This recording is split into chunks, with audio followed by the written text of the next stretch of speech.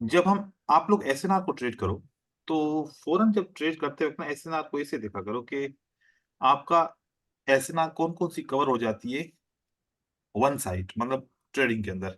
सबसे पहले आपने सिंपल एसएनआर कितनी भी किस्म की जो सिंपल एसएनआर है, जो हम हॉरिज़ॉन्टल लेवल से बनाते हैं, आपने जी, वो एसएनआर कलर चेन से ले ली, आपने सिंगल एसएनआर सिंगल से ले ली या फिर आप सिंगल पेट्रोल से ले ली या फिर आपने राउंड नंबर से ले लिया, किसी से भी ले ली, ठीक है?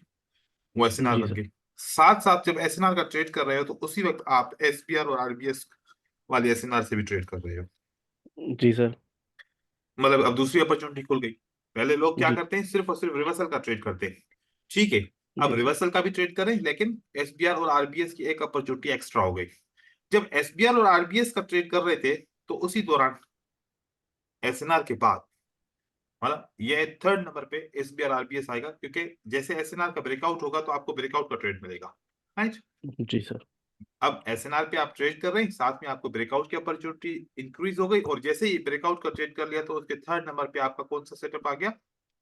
आपका आप सेटअप आ गया एसबीआर, आरबीएस। एसबीआर और आरबीएस, और जैसे एसबीआर और आरबीएस को ट्रेड कर रहे होगे, उसी वक़्त आपके लिए एक ट्रेड लाइन की अपॉर्च्युनिटी खुल जाएगी, क्योंकि मोस्टली जब एसबीआर और आरबीएस पे ट्रेड कर रहे होते हैं, तो उस वक़्त ऊपर ज़िगज़ैग बन चुका हुआ होता है, तो उसकी वजह से हमें एक ट्रेड लाइन की भी अपॉर्च्युनिटी मिल जाती है। और जब हम जी ये सर। चीज़ कर रहे होते हैं, तो साथ-साथ में जब हम इसके ऊपर क्योंकि रिवर्सल का ट्रेड कर चुके हैं ना, अब हम रिवर्सल का ट्रेड हमारा कामयाब हो गया। तो साथ-साथ में हाँ एक सर। और अपॉर्च्युनिटी आप आती है, जिसको हम बोलते हैं सिमिलैरिटी अच्छा। सीक्वेंस, ठीक है ना? सिमिलैरिटी सीक्वेंस के अंदर क्या है, जी, पैटर्न स्ट्रेडिंग होती है ना, क्योंकि अब पीछे अगर 2 पैटर्न्स ने आपको रिट्रेसमेंट नहीं दी, तो तीसरा पैटर्न भी आपको रिट्रेसमेंट नहीं देगा। तो जी, सिमिलैरिटी में आपके सीक्वेंस आ गए, ये आपके पैटर्न्स आ गए। और जब आप आपको कोई भी एसएनआर पे, ब्रेकआउट पे, एसबीआर, आरबीएस पे कोई ट्रेड ना मिल रहा होगा, उस वक़्त आपको ट्रेड मिल रहा होगा सीक्वेंस के ऊपर। क्योंकि उस वक़्त इतना स्ट्रॉन्ग ट्रेंड होगा कि ना एसएनआर पे का एसएनआर बन रही होगी काम के हिसाब से, ना ही कुछ और, तो उस वक़्त आपको सीक्वेंस का ट्रेड बनेगा। सीक्वेंस कौन-सी वाली सीक्वेंस का? रेफरेंस सीक्वेंस का, ठीक है? जी सर। साथ में ये आपके आपके लिए बन रहा होगा। बाकी सिमिलैरिटी सीक्वेंस ना, सिमिलैरिटी एंड रैंडम, ये दोनों एक साथ हो जाएँगे। ठीक है? Similarity and random. Random sequence. तो अब देखें कि अब हमने क्या किया? अब हमने एसएनआर को फ़ोकस किया। हम अपने जी, अपनी स्ट्रेटजीज़ के अंदर एक काम करेंगे कि हम ये देखेंगे कि हमारी हमारा मास्टर स्ट्रेटजी कौन-सी है। मास्टर स्ट्रेटजी, और फिर हम देखेंगे कि हमारी हेल्पिंग स्ट्रेटजी कौन-सी है। सही हो गया? अब जी हर सर। एक की मास्टर स्ट्रेटजी अलग होगी, क्योंकि अगर आपको एसएनआर पे ट्रेडिंग करने में ग्रिप है, तो breakout, trend line, similarity, reference, all other strategies will be your helping strategies. अगर जी, आप जो है ना ब्रेकआउट पे ट्रेड करते हो, वो आपकी मास्टर स्ट्रेटजी है, तो फिर एसएनआर, एसबीआर, ये सब बाकी सारी चीजें आपकी हेल्पिंग हो जाएगी। तो हर एक बंदे का जो जो मास्टरी उसको होगी किसी भी एक स्ट्रेटजी के ऊपर, वो उसकी मास्टर स्ट्रेटजी होगी, क्योंकि वो देखेगा उसको उसको जी सर। देखेगा, लेकिन उसके देखते-देखते साथ में अगर कोई और अपॉर्च्युनिटी आ जाती है, तो वो उसको भी ट्रेड करेगा। तो अब आप लोगों ने ये डिसाइड करना होगा कि आपकी मास्टर स्ट्रेटजी कौन-सी है। अगर ये डिसाइड नहीं कर पा रहे, तो आप जब प्रैक्टिस कर रहे हैं, तो आप मार्केट को जब ऑब्जर्व करोगे, तो आपको पता चलेगा कि आपका नेचुरली जो थिंकिंग है, नेचुरली थिंकिंग हर ट्रेडर की अपनी होती है, वो क्या देखता है? जहाँ तक मैंने देखा है कि 90% लोग जो है ना एसएनआर को देखते हैं। 90% लोग जी सर। ट्रेडिंग के दौरान एसएनआर को देखते हैं। और मैंने ये ऑब्जर्व किया है लोगों के अंदर कि जब वो किसी भी स्ट्रेटजी के ऊपर ट्रेड कर रहे थे, अगर वो स्ट्रेटजी उनको नुकसान देती है ना, एकदम से वो शिफ्ट हो जाते हैं एसएनआर की ट्रेडिंग के ऊपर। जी, ऑटोमेटिकली एकदम से शिफ्ट हो जाते हैं, क्योंकि वो कहते हैं कि चलो यार, सब एक चीज तो समझ में आ रही है ना, कौन सी सेटअप बना ना बना ये समझ में नहीं आ रहा, लेकिन एक हुँ, चीज ये समझ में मुझे आ रही है कि अगर एक रेड कैंडल वो सपोर्ट के ऊपर क्लोज होगी, तो नेक्स्ट कैंडल तो रिवर्स होगी ही होगी ना। ये चीज़ उसके जी सर। हमेशा ज़हन में रहती है कि और कुछ भी समझ में नहीं आ रहा, कुछ भी समझ में नहीं आ रहा है, कम से कम अगर एक रेड कैंडल इसी सपोर्ट के ऊपर क्लोज़ होगी, तो what will be the next candle? It will be green. ये ग्रीन। चीज़ उसको ज़रूर। तो मैं आप लोगों को ये बताना चाह रहा हूँ कि आप लोग क्या करो, एक काम करो कि आप लोग सब के सब आप मास्टर स्ट्रेटजी एसएनआर को बनाओ। मास्टर स्ट्रेटजी जी सर। 65। एसएनआर को। इससे क्या है, अब मैं आपको बताऊँ, हमने दूसरी स्ट्रेटजी सीखी, जैसे कि पैटर्न्स को ट्रेडिंग करना सीखा हमने, ठीक है। हमने मार्केट साइकिल सीखी, हमने सीक्वेंसेस, जो सीक्वेंसेस हैं उसके अंदर जितनी भी स्ट्रेटजी थी वो भी हमने सीखी। हमने सप्लाई एंड डिमांड को भी सीखा, ठीक है। हमने ट्रेंड लाइन को भी सीखा, ट्रेंड लाइन के स्ट्रेटजीज को भी सीखा, और हमने साइकोलॉजिकल पैटर्न को भी सीखा, ठीक है। साइकोलॉजिकल पैटर्न भी हो गया, और हमने ब्रेकआउट को भी सीखा। हमने ब्रेकआउट ब्रेकआउट को भी ब्रेकआउट सीखा, आपने वॉल्यूम को भी सीखा, वॉल्यूम के अंदर भी कुछ चलो चीजें सीखी। ये जी ऐसा एक कॉन्सेप्ट जहन में ले आओ जो इन सारी स्ट्रेटजीज को फिल्टर करे। हर एक स्ट्रेटजी SNR अलग अलग है, इन सारी स्ट्रेटजीज को फिल्टर करने वाली कौन सी चीज है? SNR SNR. तो फिर हम क्यों ना अब एसएनआर को अब जो मेन बना ले, हम एसएनआर को क्या बना ले? मेन। हम मेन। एसएनआर को, अच्छा क्या होता है कि जब हम ट्रेडिंग करते हैं तो हम क्या सोचते हैं कि अगर हमें किसी भी स्ट्रेटजी के ऊपर ट्रेड करना है तो एसएनआर का ख्याल करो, नहीं तो वो स्ट्रेटजी काम नहीं करेगी, ऐसा बोलते हैं, है ना। जी और सर। हर एक बंदा ऐसे इस बात से मुत्तफिक है कि सर जो भी स्ट्रेटजी हो, पैटर्न्स सब काम करेंगे अगर आप एसएनआर को फिल्टर करो पैटर्न के अंदर। तो क्यों ना हम एसएनआर को फोकस करके बाकी सारी स्ट्रेटजीज को हेल्पिंग स्ट्रेटजीज कर दें, और एसएनआर को हम मास्टर स्ट्रेटजी मास्टर। बना दें। क्योंकि देखो, जब हम कहीं भी जाते हैं, सफर करते हैं, ट्रेवलिंग करते हैं, तो क्या ट्रेवलिंग करने से पहले हमारी डेस्टिनेशन तय होती है, या फिर ट्रेवलिंग करने के दौरान हम डेस्टिनेशन को तय करते हैं? पहले से तय होती है सर। पहले से तय होती है ना। तो आप जब अपना माइंड बना के ट्रेडिंग के लिए आएंगे तो आपकी तो कोई एक स्ट्रेटजी होगी ना जो तयशुदा होगी कि अब मैं मार्केट को इस तरीके से ढूंढूंगा। अब दूसरी बात यहाँ पर बताऊं, पैटर्न्स जब ट्रेंड होगा तब काम करेंगे ज्यादा, हाँ। मार्केट साइकिल ट्रेंड में काम करेगी, सीक्वेंसेस ट्रेंड में काम करेगी, सप्लाई डिमांड ट्रेंड में काम करेगी, psychological pattern trend plus range में काम करेगा, ब्रेकआउट ये भी इसी तरीके से। तो ये सारे जी इनकी एक मखसूस मार्केट है, सिर्फ एसएनआर की मखसूस मार्केट नहीं है कोई। एसएनआर की जो मार्केट है वो ऑल द मार्केट्स है। कभी कभार ऐसा होता है कि हम पहचान नहीं पाते wrong market in any strategy. जो भी हम स्ट्रेटजी सिलेक्ट करते हैं उसके लिए मार्केट रॉन्ग होती है, लेकिन एसएनआर सिलेक्ट करोगे ना, एसएनआर के वो मास्टर बनाओगे ना, कभी भी आपकी मार्केट रॉन्ग नहीं होगी, कभी भी मार्केट रॉन्ग नहीं होगी। नहीं होगी। नहीं होगी। तो आप हमेशा बच जाओगे नुकसान से, क्योंकि आप एसएनआर के ऊपर ट्रेड कर रहे हो। तो एसएनआर को मेन चीज, क्या चीज जो जोड़ती है उसको मजबूत बनाने के लिए, उसको ज्यादातर जो मजबूत बनाता है ट्रेंड लाइन, क्योंकि वो भी एक एसएनआर का किस्म है, ब्रेकआउट और पैटर्न्स, और पैटर्न्स ये जी चीजें उसको मजबूत बनाती है। तो एसएनआर को आपने फोकस करना है। आप सबको इसलिए बता रहा हूं क्योंकि जब हम एप्लीकेशन करते हैं किसी भी चीज की तो हमें पता तो हो कि फिर यहाँ पर ये वाला इशू आ जाएगा कि सर स्ट्रेटजी तो बहुत सीख ली, हमने कौन सी स्ट्रेटजी के ऊपर ट्रेड करना है। तो ये जो टॉपिक मैं आपको बता रहा हूँ ये उसके से रिलेटेड है कि आप लोगों ने कौन से अब स्ट्रेटजी को मास्टर करना है। मास्टर करने का मतलब ये नहीं कि वैसे तो आपने सारी स्ट्रेटजीज पढ़नी है, उस सब के ऊपर प्रैक्टिस करनी है, लेकिन एक आपके माइंड में होगी कि इस स्ट्रेटजी के बगैर मैं ट्रेडिंग में अधूरा अधूरा हूं, ठीक है। अब साथ जी साथ में जब एसएनआर के ऊपर ट्रेडिंग कर रहे होंगे तो हम किन चीजों का ख्याल रखेंगे? हम दो चीजों का ज्यादा से ज्यादा ख्याल रखेंगे। वो हमारा किसी भी स्ट्रेटजी से रिलेटेड हम उसको काउंट नहीं करेंगे, वो हमारा एसएनआर का भी फिल्टर रहेगा। एक होगा हमारा ऑर्डर फ्लो, ठीक है, क्योंकि ऑर्डर फ्लो से हम ट्रेंड को आइडेंटिफाई करेंगे और उस डायरेक्शन में हम ट्रेड करेंगे। मतलब कि अगर आप ट्रेंड है तो हम सपोर्ट को ढूंढेंगे, और डाउन ट्रेंड है तो हम रेजिस्टेंस को ढूंढेंगे। तो इसी तरीके से ऑर्डर फ्लो का पता होगा तो साथ साथ में हमें एसबीआर और आरबीएस का कॉन्सेप्ट इजी हो जाएगा। Order flow and order block, ठीक है, order flow and order block. Order block के साथ साथ आपका सप्लाई एंड डिमांड भी क्लियर हो जाता है, ठीक है। साथ में ऑर्डर फ्लो ये होगा कि आपको कम से कम ये पता चलेगा कि मार्केट अब किस डायरेक्शन के अंदर है, उस डायरेक्शन के अंदर आप सपोर्ट एंड रेजिस्टेंस को आइडेंटिफाई करोगे, क्योंकि हर वक्त न सपोर्ट को ट्रेड किया जाएगा, हर वक्त न रेजिस्टेंस को ट्रेड किया जाएगा। इस तरीके से हमारे पास जब भी हम ये ये मार्केट की कंडीशन है अभी, इस कंडीशन के हिसाब से हमें एक पता चलता है कि मार्केट अब ऑर्डर फ्लो के हिसाब से डाउन ट्रेंड में है। डाउन जी ट्रेंड में हमारे पास जैसे ही डाउन ट्रेंड में आता है तो हम सपोर्ट या becomes resistance, resistance become support, तो हमें क्लियर कट पता चल जाता है कि support become resistance is working in a down trend. और जब मार्केट हमारी अप ट्रेंड में है तो हमें ऑटोमेटिकली पता चलेगा कि resistance become support will work for us.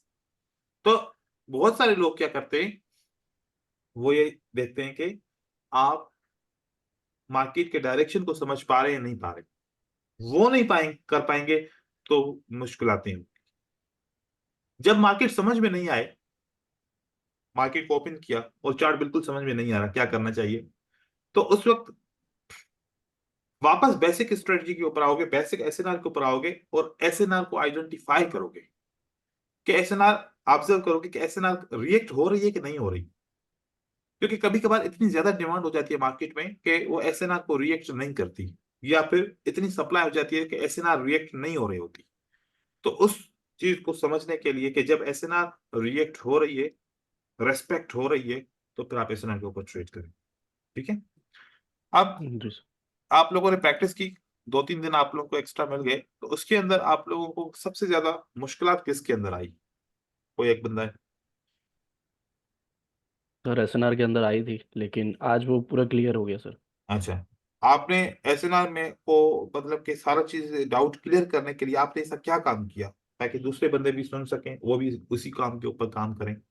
आपने क्या सर किया ऐसा? चार चार पांच बार आपकी वीडियो देखा, फिर ठीक उसके है। बाद बाकी जो ट्रेडर्स कर रहे हैं, जो भी फेमस ट्रेडर्स हैं, उनका हाँ। देखा, जो भी वो हम्म अपना देते हैं, जो भी हम्म नॉलेज वो। और हम्म फिर उसको वीडियो देख के तब समझ में आया कि अच्छा सर ये बोल रहे करके, क्योंकि उनका बहुत अलग लेवल है, तो उसको मैच करने के लिए बहुत टाइम लगा हम्म, समझने सही के लिए। सही। ठीक है। सर एक क्वेश्चन था। हाँ पूछिए। सर इम्बैलेंस और बैलेंस का कोई इफेक्ट रहेगा क्या इस नर पे? नहीं, उससे कोई फर्क नहीं पड़ता। Okay sir. Imbalance and balance से सिर्फ एक चीज का, हाँ, ये फर्क पड़ता है कि जिस सपोर्ट या जिस रेजिस्टेंस को मैं ट्रेड करना चाह रहा हूँ कि यहाँ वाकई में बायर है मौजूद या बायर मौजूद नहीं है। नहीं। ठीक है। तो एक होता है ना कि किसी ने सवाल पूछा कि सर एक रेजिस्टेंस लेवल है, मुझे कैसे पता चले कि इस रेजिस्टेंस लेवल पे सेलर अवेलेबल है आने के लिए या फिर अवेलेबल नहीं है? This is the level, this is the level. तो 2 लेवल बना रहा हूँ, आपको पता चलेगा कि किस जगह पे सेलर ज्यादा है और किस जगह पे सेलर ज्यादा नहीं है। बिल्कुल सिंपल है, आप बस सिर्फ फर्क को महसूस करना। एक ग्रीन कैंडल इस रेजिस्टेंस के नीचे क्लोज होती है, एक ग्रीन कैंडल इस रेजिस्टेंस के नीचे क्लोज होती है। हमारा ये मानना है कानून के मुताबिक कि जब भी ग्रीन कैंडल रेजिस्टेंस के नीचे क्लोज होती है तो फिर अगली कैंडल क्या बनती है?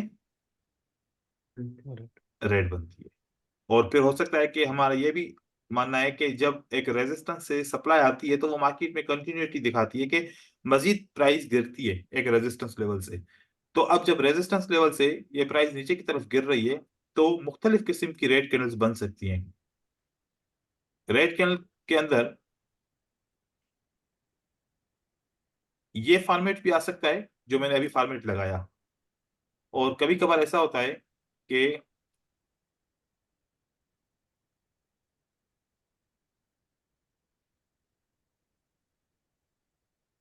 ये फॉर्मेट भी आ सकता है। ठीक है। अब आप देखिए, आपको मैं एक कानून भी सिखा रहा हूँ। वो कानून ये सिखा रहा हूँ कि जब ये रेड कैंडल है, ये जब रेड कैंडल है तो फिर यहां से प्राइस ऊपर क्यों जाती है, नीचे क्यों आती है? इसको ऊपर जाने की क्या जरूरत पड़ी? जब फिर दोबारा प्राइस आती है तो फिर दोबारा प्राइस ऊपर की तरफ जाती है, फिर नीचे की तरफ आती है। तो मतलब हमेशा ऐसा क्यों होता है? कभी कभार कभी सोचा है ऐसा ऐसा क्यों होता है? ऐसे ही बायस की कैंडल जब होती हैं तो जब ऊपर की तरफ जा रही होती हैं तो फिर वापस नीचे की तरफ आती हैं Yes, sir. और उसके बाद फिर ऊपर की तरफ चली जाती हैं। फिर अगली कैंडलस्टिक फिर थोड़ा सा ऊपर आती है, फिर इस तरीके से ऊपर चली जाती है। फिर अगर अगली यहां से कैंडल स्टार्ट होती है तो वो बहुत नीचे तक आती है, उसके बाद फिर ऊपर की तरफ चली जाती है। इसका कोई किसी को आइडिया है ये क्यों होता है ऐसा? सर पावर गेन इम्बैलेंस को करने के लिए बैलेंस क्या करने थे? आता है। सर हाँ, बैलेंस करके जाते हैं, क्योंकि इम्बैलेंस करके जाएंगे तो प्राइस इम्बैलेंस सही को सपोर्ट लेके। बैलेंस करके जाता है। इम्बैलेंस को बैलेंस करके जाते हैं। ये मैं आप लोगों का सवाल सही है। ठीक है। मतलब कि के बाहर बैलेंस करते हैं, अगर पहले इम्बैलेंस होता है तो बैलेंस करके चले जाते हैं।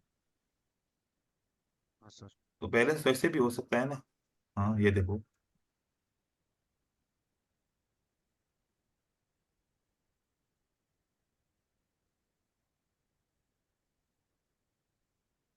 तो बैलेंस तो ऐसे भी हो सकता है ना। हाँ, गलत तो ये जी भी सर। नहीं है ना।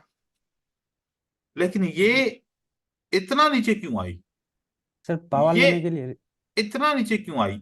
ये उससे ज्यादा नीचे क्यों आई? ये इससे कम नीचे क्यों आई? मतलब कि आए तो फिर सब एक बराबर के हिसाब से नीचे आए ना, ऐसे क्यों? मतलब एक बहुत ज्यादा आती है, एक कम आती है, एक बहुत कम आती है, हर वक्त इस तरीके से क्यों होता है? ये राज की बात है, ये बताते नहीं है लोग, ये लोग बताते नहीं है। आप लोग से मैं पूछना चाह रहा हूं, दिमाग पे जोर दो, आप लोगों ने क्या ऑब्जर्व किया अभी तक?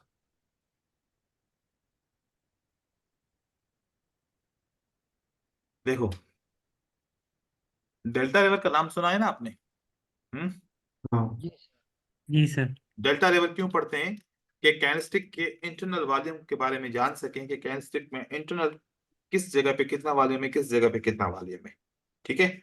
और फिर जब डेल्टा लेवल आप सबने ट्राई किया होगा, ठीक है, कौन सी जगह पे पॉइंट ऑफ कंट्रोल है, वो कौन सी जगह पे क्या है पॉइंट ऑफ कंट्रोल। ठीक है।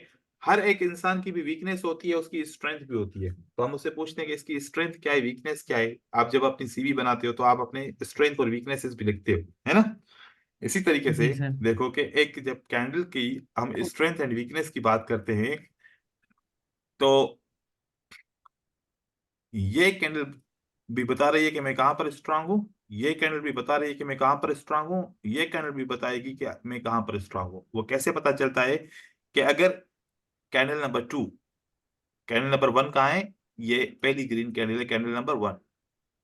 अब मुझे सवाल पूछा गया कि कैंडल नंबर 1 का किस जगह पे स्ट्रांग है, कैंडल नंबर 1 किस जगह पे स्ट्रांग है। जब कैंडल नंबर 2 स्टार्ट होगी ना, और जब ये नीचे की तरफ रिजेक्शन देगी ना, जिस जगह से ये रिजेक्शन वापस ऊपर की तरफ उठेगी ना, इसका मतलब है कि ये कैंडल नंबर 1 यहां पर स्ट्रांग है।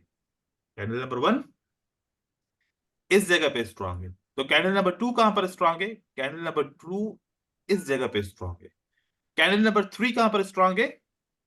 कैंडल नंबर 3 यहां पर स्ट्रांग है। यहां पर ये वाली जो कैंडल नंबर 1 है, ये कहां पर स्ट्रांग है? 2 कहां पर स्ट्रांग है? और 3 कहां पर स्ट्रांग है? जहां पर इसका विक होगा ना, पिछली कैंडल टच करेगा ना, ये जी वो सर। माना जाता है कि ये वाला पॉइंट है इस कैंडल कैंडल की स्ट्रेंथ का, ये वाला पॉइंट है इस कैंडल की स्ट्रेंथ का। सबसे ज्यादा कैंडल का कौन सा हिस्सा स्ट्रांग है? ये वाला हिस्सा स्ट्रांग है।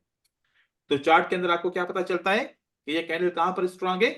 ये जहां पर विक जिस जगह तक जाके रिजेक्ट होता है ना, उस जगह पे, क्योंकि ये विक ऊपर गया। ठीक है, अब यहां देखिए, ये एक रेड कैंडल है, ये एक रेड कैंडल है।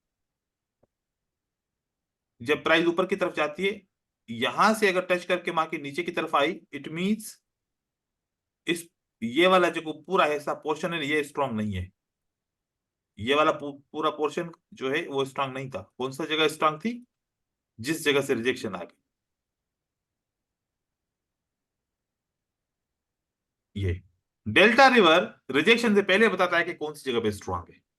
डेल्टा रिवर क्या करता है?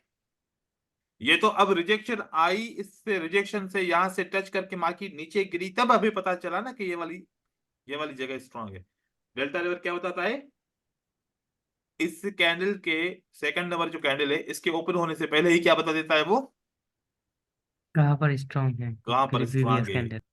तो फिर मैं क्या करता हूं? डेल्टा लेवल जैसे मुझे बताता है कि मैं वेट करता हूं, अगर ये कैंडल यहां पर स्ट्रांग है, डेल्टा लेवल यहां पर पॉइंट ऑफ कंट्रोल बताएगा। क्या बताएगा यहां पर? Point of control. Point of तो मैं कंट्रोल। मुझे मैं कभी भी इस ओपन प्राइस के ऊपर एंट्री नहीं करूंगा। मुझे पता है कि प्राइस कहां तक आएगी, पॉइंट ऑफ पॉइंट कंट्रोल को ऑफ टच कंट्रोल पे आएगी। टच करने के लिए आएगी। मैं इस जगह पे सेल करता हूं। क्या करता हूं? सेल इस जगह पे, पॉइंट ऑफ कंट्रोल पे टच करती है, पॉइंट ऑफ कंट्रोल पे सेल करता हूं, मार्केट नीचे की तरफ आ जाती है। अब किसी ने ट्रेड किया इस पॉइंट पे ट्रेड किया, और किसी ने इस पॉइंट पे ट्रेड किया। एक ये पॉइंट है, एक ये पॉइंट है। ज्यादा मजे वाली पॉइंट कौन सी है, ज्यादा सिक्योर पॉइंट कौन सी है? ऊपर वाले ऊपर वाली। ऊपर वाली और ऊपर वाली जब ट्रेड करते हैं ना, तो हमें अपने ऊपर एक कॉन्फिडेंस आता है कि देखो मैंने अच्छी तरीके से एंट्री सिलेक्ट की है और उस जगह पे मैंने ट्रेड किया। अगर इन केस में ये छोटी सी भी कैंडल बन जाती, मुझे कोई डर नहीं था। इन केस में ये नीचे से पुश आता और यहाँ पर ये छोटी सी ग्रीन कैंडल बन जाती, तब भी मुझे डर नहीं था। नहीं था। तो 2 डेल्टा GB रिवर बन का, जाता, हाँ, 2 GB बन जाता तो सर एंट्री दिन की। तब भी हमारी एंट्री विन हो जाती। तो डेल्टा रिवर में क्या बताता है कि जो कैंडल्स चल रही हैं वो कैंडल्स कौन सी पॉइंट पे स्ट्रांग है, कौन सी पॉइंट पे स्ट्रांग है। तो इस वजह से ये जो, क्योंकि कभी आप लोगों के जहन में सवाल नहीं आया कि मतलब हर एक कैंडलस्टिक की विक इतनी, कभी किसकी ज्यादा बड़ी होती है, किसकी छोटी होती है, किसकी ऐसी होती है, ऐसे क्यों होता है? आना चाहिए ना सवाल जहन में। जी ये सर। वजह होती है कि ये यहाँ पर पीछे स्ट्रांग है। इसका मतलब ये पूरी कैंडल कहीं पर भी स्ट्रांग नहीं है। किस जगह पे स्ट्रांग है? इस ओपन प्राइस पे स्ट्रांग है। तो अब ये चीज पता चलती है यहाँ पर। अब मैं आप लोगों को यहाँ पर दिखाऊं, ये देखिए। सर ये सिर्फ बॉडी से होगा ना? हाँ, बॉडी से होता है, नहीं विक से भी होता है, लोअर विक से भी, अच्छा। और रेड कैंडल का अपर विक से भी होता है। अब देखिए, ओके। आप लोगों के हिसाब से, आप लोगों के हिसाब से जो ब्रेकआउट की लेवल होती है, किसकी लेवल होती है? ब्रेकआउट की लेवल होती है। ब्रेकआउट। और जो कैंडल ब्रेकआउट करती है वो वाली स्ट्रांग होती है ना पॉइंट। मतलब कि इसका मतलब है कि यहाँ की बॉडी ये वाली स्ट्रांग है क्योंकि इसने एक ब्रेकआउट किया है, राइट? जी सर। जी सर। तो रिजेक्शन कहां से आई? उसी लेवल। उसी लेवल से आई। हाँ, जी सर। या सर मिड से जहां से और ब्रेक हुआ है। बिल्कुल उसके बाद इस कैंडल का विक ये है। ये हर कैंडल का जो नीचे का विक होता है या ऊपर का विक होता है एज एसएनआर का काम करता है, सही है? तो उसके बाद जब इस कैंडल की एसएनआर ब्रेकआउट हुई, इस कैंडल की ये एसएनआर ब्रेकआउट हुई इस रेड कैंडल ने की, तो अगली कैंडल इसी जगह से रिजेक्ट की हुई है ना, जहां पर एसएनआर बनी हुई है। हाँ, जी सर। जी सर। ठीक हो गया। अब अगर ग्रीन कैंडल में रिजेक्शन आएगी तो कहां से आएगी? जो रेड कैंडल की ये वाली जो लेवल है, इस लेवल की जो ये एसएनआर है, ये क्या है? एसएनआर है। और ये रेड कैंडल जो अगली रेड कैंडल है, ये कहां से स्ट्रांग है? इस एसएनआर के ब्रेकआउट वाली जगह से। तो रिजेक्शन भी ग्रीन कैंडल में कहां से आएगी? यहां पर आएगी ना, आएगी यहाँ पर रिजेक्शन। जी सर। जी सर। इसी तरीके से हमें ऐसे पता चलता है। अब ये वाली कैंडल यहां पर स्ट्रांग होगी, ये वाली कैंडल यहां पर स्ट्रांग होगी, और जिस जगह पे स्ट्रांग होगी उसी जगह से दूसरी कैंडल की रिजेक्शन होगी। क्या हुई या नहीं हुई? देखो, ये वाला यस पॉइंट। सर। अब ये वाली कैंडल कहां पर स्ट्रांग है? ये बड़ी ग्रीन कैंडल, और जैसे पिछली कैंडल के विक को इसने ब्रेकआउट किया ना, उस जगह पे। आप बताओ, आया बायर नहीं आया? Yes sir. है ना? जी सर। ऐसे यस सर। ऐसे आप करते जाओगे, आपको पता चलता जाएगा। अब ये वाली जो रेड कैंडल है कहां पर स्ट्रांग है हमें नहीं पता, तो पिछली वाली जो विक को ब्रेकआउट किया उस जगह से मार्केट में रिजेक्शन आएगी, आ गई। जी सर। और ये रेड कैंडल कहां पर स्ट्रांग है? और जो ग्रीन कैंडल के इसने लोअर विक को क्रॉस ब्रेकआउट किया उस जगह पे स्ट्रांग है। देखो ये वाली पॉइंट, सर ये सेफ्टी ट्रेड्स देती है। ये सेफ्टी ट्रेड्स हैं। ठीक है, आप कैसे जी करोगे? सर। अब आप लोगों को फिर दोबारा एक मैं तरीका बताऊं। डेल्टा रिवर को देखने की जरूरत नहीं है। आपके पास 3 कैंडल हमेशा देखा करो। कितनी कैंडल देखा करो? 3। 3 कैंडल। एक जो प्रीवियस ठीक हो है। चुकी है, दूसरी जिसने ब्रेकआउट कर चुका है, अब तीसरी बन रही है। This is current candle, this is current third. Candle. Current candle कितना ऊपर जाएगी? देखो कि पिछली कैंडल नंबर 1 का लोअर विक रेड कैंडल ने किस जगह पे ब्रेकआउट किया, मार्केट यहां तक आएगी, यहां से रिजेक्ट होगी तो रेड बनेगी। ठीक है, तो इस तरीके जी से सर। अपनी सेलर्स की एंट्री पॉइंट एंड बायर्स की एंट्री पॉइंट के अंदर थोड़ी सी स्ट्रेंथ लेके आओ, समझो इसको। तो ऐसे पता चला। अब मैं आप लोगों को बता दूं, यहां पर देखो, इस ग्रीन कैंडल ने इस प्रीवियस विक को ब्रेकआउट किया, नो सर। नहीं। इसका मतलब है कि ये ग्रीन कैंडल स्ट्रांग नहीं है ना? जी सर। तो फिर कौन सी जगह पे कैंडलस्टिक स्ट्रांग है? ये अपनी ओपन प्राइस पे स्ट्रांग है, यहां पर प्राइस वापस आ जाएगी, आ गई। जी इस सर। तरीके से प्राइस यहां पर क्यों ना रुकी, इस तरीके से आना रुकी। फिर ये ब्रेकआउट हो गया, कौन सी जगह से ब्रेकआउट हुआ? इस विक से ब्रेकआउट हो गया, इस विक से ये ब्रेकआउट हो गया, लेकिन ये कंप्लीट एक रेजिस्टेंस बिकम सपोर्ट है। तो देखो कि इसी जगह पे ही जहां पर ब्रेकआउट किया, मतलब कि ये वाली कैंडल इस पोर्शन पे स्ट्रांग है। Getting my point? तो बायर जी आएगा तो इसी जगह से आएगा और आ गया इस तरीके से। ये वाली कैंडल, ये वाली जो कैंडल है, ये कहां से स्ट्रांग है? और जहां से इसने ब्रेकआउट किया है, ये देखो। जी सर। ठीक है, ये देखो कि इस पॉइंट से आके इसको रिजेक्शन मिलती है, मतलब कि ये इस एरिया के अंदर होगा ना स्ट्रांग। हाँ, जी सर। तो ये बिल्कुल आसान है तरीका। मतलब कि कोई डेल्टा रिवर को यूज नहीं करना चाहिए, क्योंकि उसको यूज करना बड़ा प्रॉब्लम है। एक जगह मतलब अलग से स्क्रीन होनी चाहिए, फिर उसको सेटअप, फिर उसको MT4 MT5 से कनेक्ट करना चाहिए, कभी फिर वो चलता है कभी नहीं चलता, उसको फिर सेटिंग करो, ये करो वो करो, बहुत ज्यादा उसमें खफा है। फिर 2-2 3-3 चार्ट देखना पड़ते हैं, एक तरफ उस तरफ देखो, फिर ट्रेड यहाँ पर करो। तो ये जो मैंने आप लोग को सिंपल ट्रिक बताई है ना, ये सबसे बेस्ट ट्रिक है। आप लोगों को पता चलेगा कि पिछली कैंडल कौन सी जगह पे स्ट्रांग है। जी सर।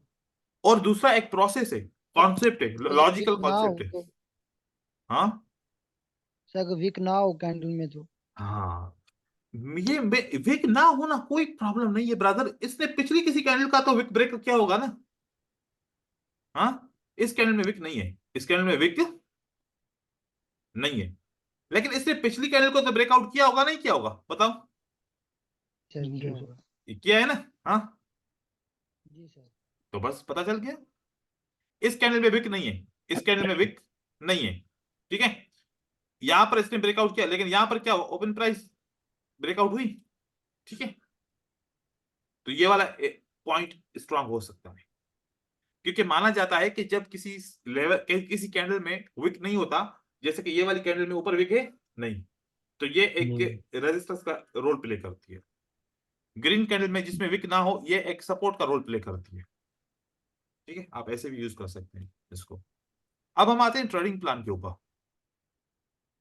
क्या ट्रेडिंग के लिए ट्रेडिंग प्लान होना जरूरी है, या डेली का प्लान बनाओ और काम करो? एजाज में आपका आंसर क्लास के एंड में दे दूंगा जी। तो प्लान बनाना जरूरी है नहीं, क्या कहते हैं? जरूरी है सर। जरूरी है। जरूर है। तो प्लान कितने दिन का बनाना चाहिए? एक दिन का, एक हफ्ते का, एक महीने का, 6 महीने का, या 3 महीने का, या फिर एक साल का? क्या होना एक साल चाहिए? का सर। अरे एक एक साल महीने का। एक एक साल का, महीने 1 महीने का। 1 मंथ। ठीक है, अगर 1 महीने में हम वो अपना प्लान अचीव नहीं कर पाते, तो फिर क्या करेंगे हम? फिर दूसरे महीने का प्लान बनाएंगे। हाँ, ऐसे हो जाएगा ना। जी हाँ सर। सर। तो इसीलिए ऐसा क्यों ना करें कि एक साल का प्लान बनाएं, अगर 1 महीने में अचीव ना हो तो दूसरे साल, दूसरे महीने के अंदर शिफ्ट हो जाएगा ऑटोमेटिकली। तो फिर एक ही प्लान बनाएं, 1 महीने का प्लान बना लें, सही है। और उस महीने का प्लान, अच्छा। एक साल का प्लान बना लें, उसके बाद फिर हर महीने के हिसाब से उसको फॉलो करते हैं। तो मैंने एक प्लान अपने हिसाब से एक बनाया है। मैंने प्लान ऐसे बनाया कि क्योंकि बाइनरी ऑप्शन का है, ये फॉरेक्स का नहीं है, फॉरेक्स का डिफरेंट तरीके से बनता है। ठीक है, ये इसके अंदर मैंने कुछ चीजें ऐड की हैं। क्या क्या ऐड किया है? मैंने ये ऐड किया है कि मेरा सबसे पहला होता है कि प्रॉफिट में कितना करना चाहता हूं इस महीने, इस साल के अंदर। आप कुछ भी प्रॉफिट लिख सकते हो जो आपका दिल चाहे, जितना आप अचीव करना चाहो। आप 1 लाख से लेके 10 लाख, 20 लाख, 25 लाख, 30 लाख, 50 लाख का भी प्रॉफिट लिख सकते हो। लेकिन कुछ असूल है फिर। प्रॉफिट लिखने से किसी को कोई मना नहीं है, किसी को कोई मना नहीं है। नहीं है। आप 10 लाख लिखो, 20 लाख लिखो, 30 लाख लिखो, 1 करोड़ लिखो, 2 करोड़ लिखो, 5 करोड़ लिखो, अचीव हो जाएगा। लेकिन कानून ये है कि जितना आप एनुअल टारगेट रखोगे, उसका 10% आपने इन्वेस्टमेंट करना है। अब बताओ, अब अपनी मर्जी से रखेंगे? नहीं रख पाएंगे, है ना। अब अपनी मर्जी से हम नहीं सर, उससे नहीं उतनी रखेंगे, इन्वेस्टमेंट नहीं कर पाएंगे। नहीं होगी। इसका मतलब कि जो हम जहन में अमाउंट सोचेंगे कि ये मेरा एनुअल टारगेट होना चाहिए, अगर उसका 10% नहीं है, तो इसका मतलब कि वो मैंने डिसीजन गलत किया। मतलब मैंने जी ओवर सर। सोच लिया, ओवर थिंकिंग कर ली, ये मेरा टारगेट गलत था। अब मेरे पास जितना भी प्रॉफिट, जितना भी अमाउंट होगा ट्रेडिंग करने के लिए, अगर मेरे पास मैं 5 लाख रुपया, 5 लाख रुपए का टारगेट रखता हूं, क्योंकि अगर इंडियन रुपीस में अकाउंट है या फिर पाकिस्तानी रुपीस में अकाउंट है, वो तो नहीं है, लेकिन इंडियन रुपीस में अकाउंट है कोटेक्स के अंदर, और पाकिस्तानी भी यूज कर सकते हैं इंडियन रुपीस को। पाकिस्तानी में भी है सर, हाँ, पीकेआर भी है। अच्छा, पीकेआर भी है। चलो 5 लाख का हमारा टारगेट है, ठीक हो गया, 5 लाख का टारगेट कर दिया। 5 लाख का टारगेट, 10% कितना हो गया? 50,000। 50,000। 50,000। आपको 50,000 की इन्वेस्टमेंट चाहिए। एक अब साल बोल, की एक प्लान के एक। एक साल का प्लान है ये, 50,000 की इन्वेस्टमेंट चाहिए। 50,000 की इन्वेस्टमेंट हम आगे इसको डिस्ट्रीब्यूट करते हैं, लेकिन पहले अगर 5 लाख का प्रोग्राम हमने सेट किया साल का, कि हमने इसको अचीव करना है एट एनी कॉस्ट, तो महीने का क्या हो जाएगा? 41,000। 41,000। तो चलो हमें एक महीने का टारगेट मिल गया ऑटोमेटिकली। जी सर। अगर एक महीने का हो गया तो अब हम महीने के 22 दिन काम करेंगे, क्योंकि हम इतने पंक्चुअल तो है नहीं कि हम 30 डेज काम करें। तो हम 8 दिन हमने ऐसे छुट्टी कर ली, यूं समझो 22 वर्किंग डेज हमने काम किया, तो हर दिन का कितना, 1800। 1893। तो अब यहां पर कोई से देखेगा कि 5 लाख अचीव करना बहुत मुश्किल है, लेकिन अगर उसको एकदम से बोलेगा यार आप हर महीने 41,000 कर लो, आपका 5 लाख हो जाएगा, हाँ ये आसान है मैं कर लूंगा। लेकिन अगर कोई बंदा कहे कि 41,000 भी ज्यादा है, तो अगर उसको बोलो कि आपने दिन का सिर्फ 1893 रुपए अचीव करना है, उसके बाद ट्रेडिंग को स्टॉप करना है, कह रहा है कि ये तो सबसे आसान है, ये तो मैं कर सकता हूँ, ये तो मैं कर सकता हूँ। कर ठीक सकते। है, तो इसका मतलब हुआ कि हम जितने अमाउंट को ज्यादा से ज्यादा डिस्ट्रीब्यूट करते जाएंगे वो आसानी से हो सकेगा। अब मैं इसको भी डिस्ट्रीब्यूट कर सकता हूँ, 1893 को भी डिस्ट्रीब्यूट कर कर सकते। सकता हूँ। फॉर एग्जाम्पल, एक दिन का 1893 टारगेट है, मैं एवरी डे कितने घंटे ट्रेडिंग करता हूँ। फॉर एग्जाम्पल मैं 3 घंटे ट्रेडिंग करता हूँ, कितना, 3 घंटे। अब मुझे हर एक घंटे का क्या टारगेट है, 1893 डिवाइड बाई 3, मुझे एक घंटे में 631 रुपए कमाने। और आसान हो गया। ठीक है, अब मैं सोच रहा हूं कि यार मैं एक घंटे के अंदर ट्रेड कितने करूंगा। फॉर एग्जाम्पल मैं ये सोचूं कि एक घंटे के अंदर वैसे तो 60 मिनट है, 30 अपॉर्चुनिटी भी मिल सकती हैं, 20 अपॉर्चुनिटी भी मिल सकती हैं, 15 अपॉर्चुनिटी भी मिल सकती हैं, 10 अपॉर्चुनिटी भी मिल सकती हैं। भाई मुझे 631 रुपए सिर्फ जमा करने हैं, अर्न करने हैं। क्यों न मैं सिर्फ एक घंटा ट्रेडिंग करूंगा, इस एक घंटे के लिए मुझे सिर्फ 3 अपॉर्चुनिटी चाहिए। कितनी चाहिए, 3 अपॉर्चुनिटी। डिवाइड करो 3 से, 631 डिवाइड बाय 3। एक ट्रेड आपको 210 रुपए का, क्या है कोई इस पे रिस्क, हाँ नो सर। नहीं है। लेकिन पंक्चुअल रहेंगे, फॉलो करेंगे, तो एक घंटे में 3 ट्रेड विन करने, 210 रुपए प्रॉफिट के साथ, 631 रुपए। जी सर। अगर कोई लॉस भी हो जाए तो 4 अपॉर्चुनिटीज कर लेंगे, और अगर लॉस भी हो जाए तो 5 अपॉर्चुनिटीज कर लेंगे। लेकिन हमें एक घंटे में 631 रुपए कमाने। फिर हमने थोड़ा सा वेट कर लिया, दोबारा एक घंटे का टाइम आ गया, उसके बाद आ गया। वो कोई मसला नहीं है, क्योंकि 22 वर्किंग डेज है। अगर किसी दिन मेरी परफॉर्मेंस वीक भी हो गई, खराब भी हो गई, तो फिर 8 मेरे पास एक्स्ट्रा डेज हैं जिसमें मैं कवर कर सकता हूँ। Yes sir. तो आसानी से भी कर सकता हूँ। जितना मतलब डिस्ट्रीब्यूट कर रहे हैं, इससे जो हमारे ट्रेडिंग के ऊपर फोर्स है, जो ट्रेडिंग के ऊपर हमारा जो एक यूं समझे कि जिसकी वजह से प्रेशर है वो प्रेशर खत्म हो जाएगा। ठीक है, तो इसलिए मैं डिस्ट्रीब्यूट करता हूँ। मेरी सोच बड़ी है। मतलब एक एक बंदे को मैं बोलूं ना कि यार तुम बस 1893 रुपए का टारगेट रखो, वो बोलेगा सर मैं अब ट्रेडर बनने आया हूँ और 1893 रुपए कमाने के लिए आया हूँ खाली। नहीं भाई, तुम्हारी सोच बड़ी है, तुम 5 लाख रुपए कमाओगे और महीने के 41,000 आहिस्ता रुपए आहिस्ता कमा रहे सर। हो। आहिस्ता बस आहिस्ता दिन सर। के तुम इतने कमा रहे हो।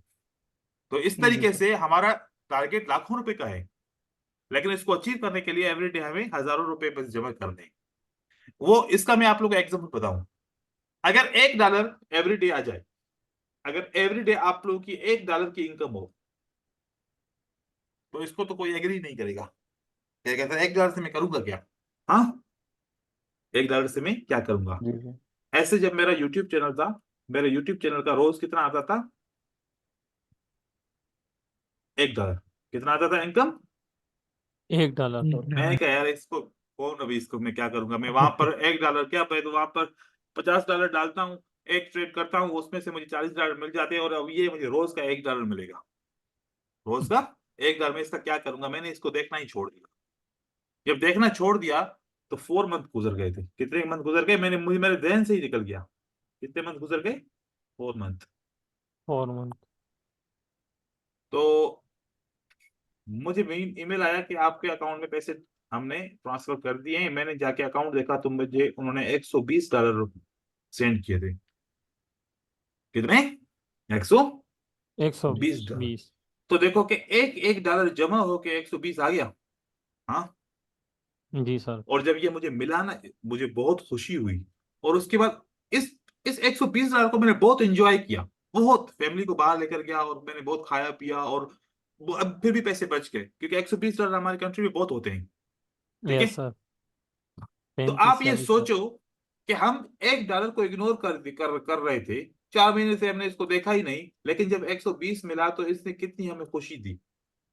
अब आप हिसाब करो, जी सर। आप एक महीने के अंदर $100 का नुकसान करते हो।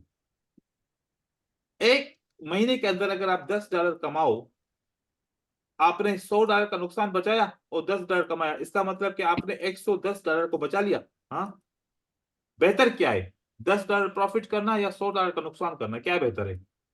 $10 प्रॉफिट सर।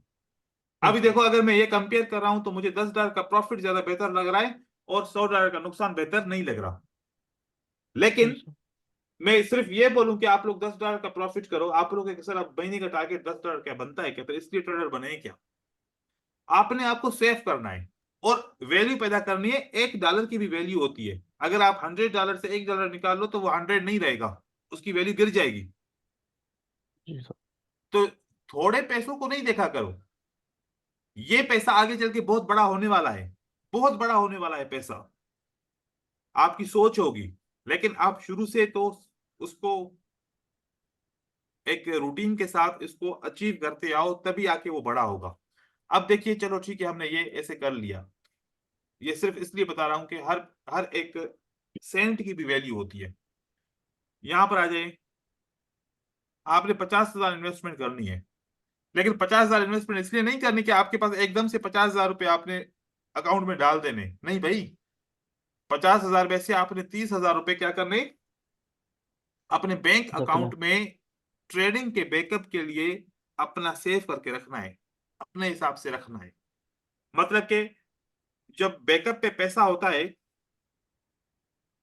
तो कोई भी काम करते हैं, उस काम में क्या होती है, उस काम में हमें सपोर्ट मिलती है। किसी के पास अभी अगर 1 लाख रुपया, 2 लाख रुपया, 10 लाख रुपया सेविंग का पड़ा हुआ है, वो रिलैक्स होगा। अगर किसी के पास 1 रुपया भी नहीं पड़ा हुआ, वो परेशान होगा कि मैं पूरा महीना गुजारा कैसे करूंगा। तो जी ये सर। सोच आती है। और लोग सेविंग क्यों करते हैं, पैसा जमा करके क्यों रखते हैं, कि कभी भी कोई मुश्किल वक्त आ जाए तो मेरे पास पैसे हों कि मुझे किसी के सामने हाथ ना फैलाना पड़े। तो सोचो वो क्यों जमा करते हैं, इस साइकोलॉजी को समझो। आप नहीं, आपके वालिदैन या आपको भी ये सोचे कि यार मुश्किल वक्त के लिए पैसे जमा करके रखो। तो ट्रेडिंग में मुश्किल वक्त नहीं आता क्या? ट्रेडिंग में भी मुश्किल वक्त आता है, और अगर आपके पास पीछे पैसा होगा तो आपको वो मुश्किल वक्त में काम आएगा। नहीं तो इसको डिपॉजिट नहीं करना। आपको डिपॉजिट कितना करना है टोटल? इस पूरे टारगेट को अचीव करने के लिए आपको 20,000 रुपए चाहिए बस। ये 5 लाख अचीव करने के लिए कितना चाहिए? 20,000। 20,000। इतना तो बंदा डिपॉजिट कर ही सकता है, ये मुश्किल नहीं है। ठीक हो गया? तो आपका एनुअल टारगेट भी अचीव हो जाएगा। सही है। अब यहां पर आते हैं, ये जो हमारा 41,000 है, ये यहां पर आ गया। ये 41,000 पहले महीने का, दूसरे महीने का 45,000 है, फिर 39, ऐसे बढ़ता क्यों हो जा रहा है? अगर अचीव नहीं होगा टारगेट तो दूसरे महीने का टारगेट थोड़ा सा बढ़ जाएगा, तीसरे का फिर बढ़ जाएगा, चौथे का फिर बढ़ जाएगा। तो हम यहाँ पर देखो कि मैंने 12 शीट दी हुई है, 1 मंथ से लेके 12 मंथ तक मैंने शीट दी है। तो 1 मंथ के ऊपर आ जाए तो देखो कि मैंने यहाँ पर ना डेली टारगेट, अब हम इसको सारा टारगेट को हम इसको 0 करते हैं। तो देखो हमने कोई भी टारगेट अचीव नहीं किया। अब वापस प्लान पे जाते हैं तो देखो हमारा कोई भी टारगेट अचीव नहीं हुआ। सही है, अचीव टारगेट कुछ भी हमारा नहीं है। आपने सिर्फ इसको, इस प्लान को यूज करने के लिए आपको कितना मिनट चाहिए होगा? यहां पर अगर आपने आज 1,900 रुपए कमाए तो 1,900 रुपए लिख के इसको एंटर करने में कितना टाइम लगा? 1 सेकंड, है ना? जी सर। 1-2 सेकंड, जी सर। बस आपको 24 आवर्स में 1 या 2 सेकंड देने हैं इसको, इस प्लान को फॉलो करने के लिए। और वो मेरे ख्याल में आप लोगों के पास बहुत है टाइम। ठीक है, आपने आज के दिन के ट्रेडिंग में क्या किया? 1,900 रुपए का प्रॉफिट किया, या माइनस अगले दिन 2,000 रुपए का नुकसान किया? अगले दिन 2,000 रुपए का क्या किया? नुकसान किया। इसी अच्छा। तरीके से 1,500 का प्रॉफिट किया, 1,800 का प्रॉफिट किया, 2,200 का प्रॉफिट किया, जितना कर सको। 1,500 का फिर प्रॉफिट किया, 1,400 का प्रॉफिट किया, 1,000 रुपए का प्रॉफिट किया, 800 रुपए का प्रॉफिट किया, 2,500 का प्रॉफिट किया। अच्छा दिन गुजरा, ट्रेडिंग नहीं की, मसरूफ थे, मार्केट अच्छी नहीं थी, कुछ भी ऐसा था, फिर भी ट्रेडिंग नहीं की, फिर भी ट्रेडिंग नहीं की। फिर हमने 1,500 का टारगेट किया, अचीव किया, क्योंकि हमारे पास टाइम था। फिर लेकिन देखो जो आपका यहाँ पर टारगेट है, अपने आप को प्रेशर नहीं दो इसको पूरा अचीव करने के लिए। जितना कर सकते हो उतना करो, लेकिन अपने आप को बचाओ। फिर चाहे 10 रुपए भी आपने ऐड कर लिए, वो भी बहुत बड़ी बात है। कोशिश नहीं करोगे, ये मैं जब तक ये पूरा ना हो तब तक मैं ट्रेडिंग करता हूँ। जरूरी नहीं है, जितना कर सकते हो करो। अगले दिन 2000 रुपए का टारगेट अचीव हो गया, फिर 3000 रुपए का आपने कर दिया, फिर आपने ट्रेडिंग नहीं की, फिर नहीं की ट्रेडिंग, फिर नहीं की, 6 दिन आपने ट्रेडिंग की नहीं, फिर आपने 1500 का प्रॉफिट किया, फिर आपने 1800 का प्रॉफिट किया। टोटल आपका क्या टारगेट अचीव हुआ? 24,200 रुपए का महीने का टारगेट अचीव हुआ। 24,200 रुपए का जो टारगेट अचीव हुआ वो ऑटोमेटिकली यहाँ पर नहीं, 24,200 को नहीं हुआ। आपका टारगेट, रिमेनिंग टारगेट क्या है? 17,466। अचीव टारगेट 24,000 सही है। तो यहाँ पर आपका रिमेनिंग टारगेट क्या है? 17,467 ऑटोमेटिकली यहाँ पर ऐड हो जाएगा। और अचीव टारगेट आपका 24,200 ये भी यहाँ पर आ जाएगा। अब 17,467। अब पीछे कितने महीने रह गए? 11। 11। तो ये जो होगा डिवाइड हो जाएगा बाय 11। 17,467 किसमें, कितने कितने महीनों में डिवाइड हो जाएगा? 11 महीनों 11। में। और जैसे ही 11 महीने में डिवाइड हो जाएगा तो इस पूरे अमाउंट का डिवाइड बाय 11, 1,587 रुपए हर महीने ऐड हो जाएगा। आपको इतनी जल्दी नहीं है कि आप एक ही टाइम में ये इसको या अगले महीने में आप इसको अचीव करो। नहीं, देखो पहले पहले महीने में कितना टारगेट था? 41,667। तो अगले महीने का टारगेट क्या हो गया? 43,255। अचीव हो सकता है ना? सिर्फ एक 1,500 रुपए इसमें इंक्रीज हो गए। फिर इस जी महीने सर। में आप अचीव करने की कोशिश करो। जब इसको फॉलो करोगे ना, ऑटोमेटिकली मैं गारंटी देता हूं यहाँ पर 5 लाख रुपए आपके इस साल के अंदर अचीव हो जाएंगे। प्रेशर नहीं लेना। अगर प्रेशर ये होगा ना कि आज के आज देखिए, अगर मैं आप लोगों को बोलूं कि 1 घंटे के अंदर $100 कमा के दिखाओ, अभी हाथ पांव फूलना शुरू हो जाएंगे। जी सर। लेकिन अभी मैं बोलूं ना कि चलो 1 डे के अंदर, अभी रिलैक्स हो जाएगी। हाँ यार, अब मैं अच्छी मार्केट को ढूंढ के मैं $100 को अचीव कर लूंगा। फिर बोलूं कि नहीं 1 डे नहीं 7 डे में कर, ओ ये तो आराम से हो जाएगा सर।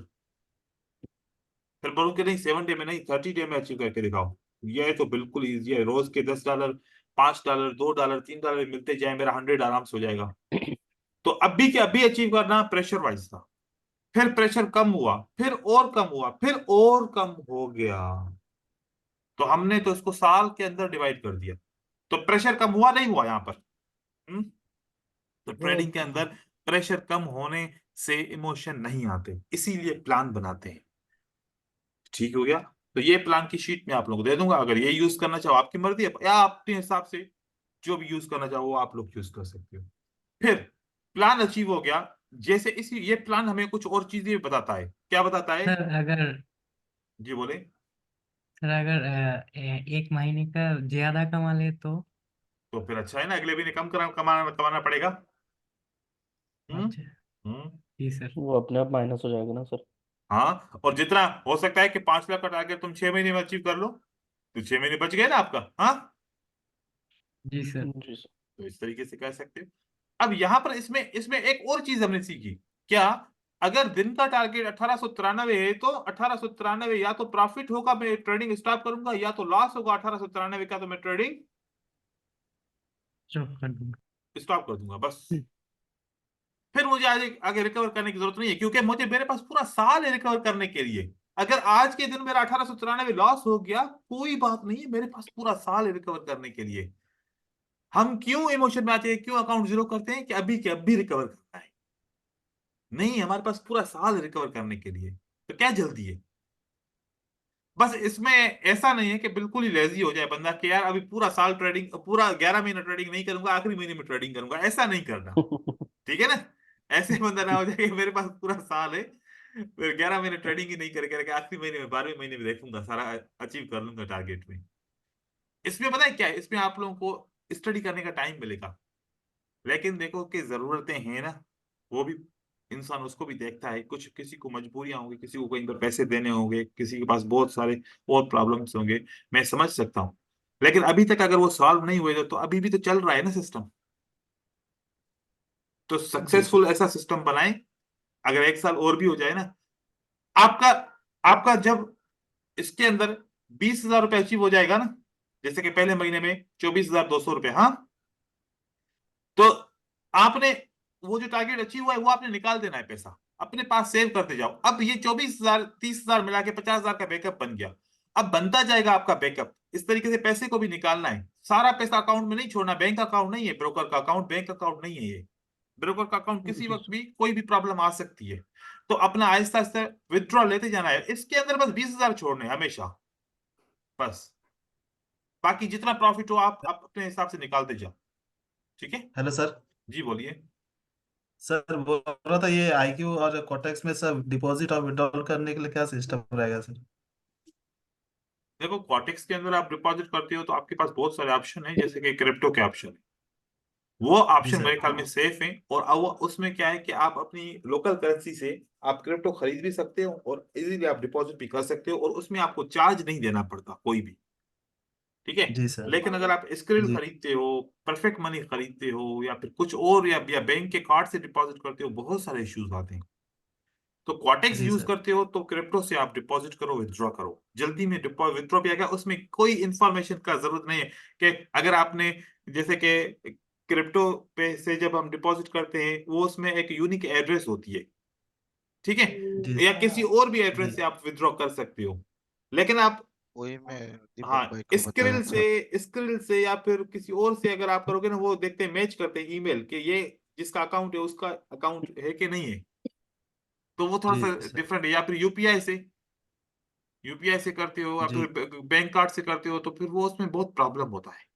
तो अभी सर क्रिप्टो बेस्ट है। सर अकाउंट का 1% ही यूज करना है अभी के लिए। वो तो आप ट्रेडिंग सीखोगे ना, उसके अपना अपना जो अभी डाउट्स हैं उसको खत्म करने के लिए, अपना एक्सपीरियंस को देखने के लिए, अपने आप को समझने के लिए, मैं क्या कर सकता हूँ क्या नहीं कर सकता, अपना रिजल्ट देखने के लिए 1% में कह रहा हूँ कि यूज करो 1 महीना कम से कम। और आईक्यू में कम सर? से कम आईक्यू में ब्रदर फिर मजबूरी है, परफेक्ट मनी और एडीबी कैश या फिर स्क्रिल, 3 चीजें। यूपीआई वहां पर मैं मना करूंगा आप सबको, क्योंकि यूपीआई की बहुत प्रॉब्लम है। सर आईक्यू ऑप्शन में तो बीटीसी है, बिटकॉइन में कर सकते हैं आ गया है अभी ट्रेडिंग। बिटकॉइन। जी सर। नहीं, बस फिर बिटकॉइन आ गया है तो फिर सही है। बीटीसी से भी कर सकते हो, क्रिप्टो से कर सकते हो, तो फिर सही है फिर, ठीक है। अभी हम चलते हैं इनको अचीव करने के लिए कि हम कौन सा मनी मैनेजमेंट यूज करें। देखिए, मनी मैनेजमेंट 2 किस्म के हैं। मैंने मनी मैनेज के बारे में पहले आप लोगों को बताया था। दूसरा मैं आप लोगों को इंट्रोड्यूस कर रहा हूँ, जैसे कि वो यूज करते हैं मार्चिंगल। देखो, मार्चिंगल बहुत रिस्की है लेकिन अट्रैक्टिव बहुत है कि, जी सर। जी सर। हाँ, $1 अगर लॉस भी हो गया कोई बात नहीं, अगला $2 का ट्रेड करूंगा तो रिकवर हो जाएगा। लेकिन देखो कि ये बिगिनर के लिए ये सक्सेसफुल थ्योरी नहीं है। मैं आप लोगों को बताऊं, आप किसी से भी पूछो, किसी का भी अकाउंट ओपन हुआ है तो उसका अकाउंट ओपन हुआ है तो मार्टिंगल की वजह से हुआ है। जी सर। अगर उसी का मेरा अकाउंट, अकाउंट ओपन हाँ, हुआ है। सबका ऐसे ही होता है मार्टिंग, क्योंकि आप वो अगर $1 के नो ट्रेड भी लॉस कर देता है ना, फिर कहता है कि अब ऐसा करता हूँ $10 का एक ही ट्रेड करता हूँ, $9 एक दफा रिकवर करूंगा। और वो $10 कभी भी नहीं जीतता बंदा, वो तो पक्का ही जाते जी हैं, सर। सही है है बिल्कुल। ऐसे ही पत्थर का जीरो तो हुआ है जीतना मेरा ही है। अकाउंट। हाँ, इस तरीके वो, अगर वो कहता है कि सर मैं मार्टिंगल यूज नहीं कर रहा, देखिए मैं $1 का ट्रेड कर रहा हूँ, लेकिन नो ट्रेड मेरे लॉस हो गए। अब इमोशन में तो आ गया ना, देखो, फिर एक ही साथ उसने $10 का ट्रेड कर दिया, और वो 10 भी गए, और वो 9 भी गए, 19 मतलब का नुकसान हो गया। वो 10 वाली हमेशा नहीं जीतेगा जाता है वो। सर, वो वो वाला हमेशा कैसे जाता है, हमेशा? क्यों जाता है? इमोशन अब में होता है सर। इमोशन में, प्रेशर में होते हो, डर में होते हो, बिल्कुल सर। और वो ट्रेड जो $10 का करते हो किसी से देखा नहीं जाता, जैसे ट्रेड करते हो तो अपनी स्क्रीन से मुंह फेर उठ लेते हो या जाते आंखें बंद उठ कर देते हो, जाते उड़ जाते हो, फिर 1 मिनट के बाद आके देखते हो क्या हुआ क्या नहीं हुआ, और वो हमेशा लॉस ही होता है, ठीक है। पानी पीने लग जाते हैं सही सर। है। देखो, जिसको इतनी हिम्मत नहीं है अपना ट्रेड सामने से देख नहीं सकता, वो फिर उसको $10 ट्रेड करने की जरूरत क्या है? यस इसका मतलब सर। कि आप ट्रेप हो चुके, इसका मतलब आप ट्रेप हो चुके। अब आप समझ रहे हो कि मेरे बस की बात नहीं है, जी सर। ठीक है। तो ये चीज नहीं करनी।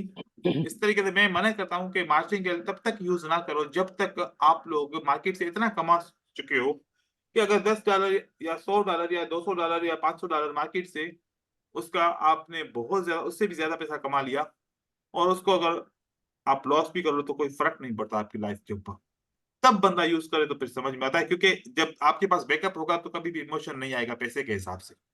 बैकअप नहीं होगा तभी तो इमोशन आता है ना। तो जी सर। मार्टिंगल को यूज नहीं करें। और साथ साथ में मैं आप लोगों को दूसरी बात बताऊं कि जब आप बाइनरी ऑप्शन के ऊपर ट्रेड कर रहे हैं तो साथ साथ में फॉरेक्स मार्केट को भी सीख लें।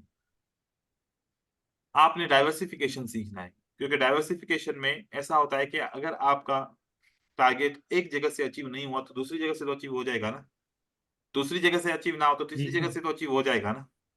यस तो सर। देखो कि मैं 3 चीजें करता हूँ। जो पैसा मैं बाइनरी ऑप्शन से कमाता हूँ, अगर बाइनरी ऑप्शन से नहीं कमाया तो मैं फॉरेक्स से कमाता हूँ, अगर फॉरेक्स से नहीं कमाया तो सिंथेटिक से कमाता हूँ, और जो पैसा कमाता हूँ फिर क्रिप्टो में क्या करता हूँ, इन्वेस्ट। इन्वेस्ट। इन्वेस्ट। इन्वेस्ट कर देता हूँ। और वहां पर ऐसे इन्वेस्ट नहीं करता जैसे कि फॉरेक्स में ट्रेडिंग करते हैं दूसरी चीज, नहीं नहीं नहीं, मैं यहाँ पर क्या करता हूँ, जो मेरे पास डॉलर्स आते हैं मैं बेच देता हूँ। ठीक है, फॉर एग्जाम्पल मैंने सारे डॉलर क्या कर दिए, सेल करिए, और मुझे पीकेआर में सारे पैसे मिल गए।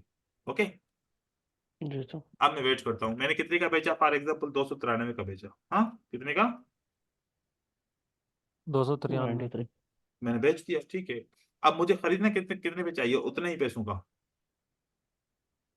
मैंने $1000, 290। फॉर एग्जाम्पल $1000 मैंने यहाँ पर 293 का क्या कर दिया, सेल कर दिया। अब $1000 के पैसे मेरे अकाउंट में बैंक में आ गए, 293 के हिसाब से मैंने $1000 सेल कर दिए। अब कुछ दिनों के बाद, क्योंकि मैं काफी अरसे से मैं देख रहा हूं कि 10 रुपए ऊपर जाता है, 10 रुपए नीचे आता है, 10 रुपए ऊपर जाता है, 10 रुपए नीचे आता है, 5 रुपए ऊपर जाता है, 4 रुपए नीचे आता है, ऐसा आता रहता है। ठीक है, जी सर, फिर ऐसा मैं क्या होता है। करता हूँ, जी सर। फिर मैं जब ये 289 पे आ जाएगा ना, मैं वापस फिर जो है ना $1000 खरीद लेता हूँ। ठीक है, खरीद लिया। अब मैं वेट करता जी हूँ, सर।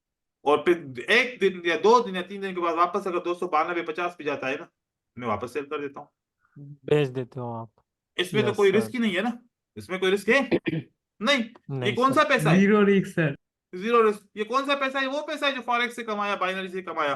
अब कमाने के बाद भी इसके ऊपर कमा रहे हैं। अब ये 1000 का मैंने आप लोगों को मिसाल दिया, जब आप लोगों के पास पैसा ज्यादा जमा हो जाएगा आप ज्यादा ये ट्रेड कर सकते हो, मुश्किल तो नहीं है ना। Yes sir. तो इस तरीके से बंदा कमा सकता है। तो देखो कि इसीलिए ये कहावत है कि पैसे को पैसा कमाता है, क्योंकि होगा तो कमाएंगे ना, उसके ऊपर होगा ही नहीं तो कमाएंगे कहां से। जी जी सर। सर। ठीक है, एक जगह से निकाला, दूसरी जगह पे डाला, दूसरी जगह से निकाला, अब जरूरत आ रही है तो आप निकालो। अब जो इस ट्रेड के साथ भी तो पैसा कुछ बच रहा है ना, तो आप वो यूज भी कर सकते हो अपनी अपने अपने पर्सनल एक्सपेंस से के हिसाब से, इस तरीके से कर सकते हो।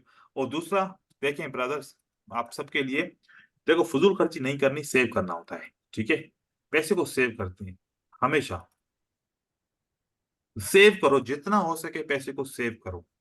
और मैंने इस ट्रेडिंग से इतना पैसा सेव किया, मैंने अपने जो ड्रीम्स होते हैं ना हर एक इंसान के, मैंने अपने सारे ड्रीम, सारे के सारे ड्रीम मैंने पूरे किए हैं।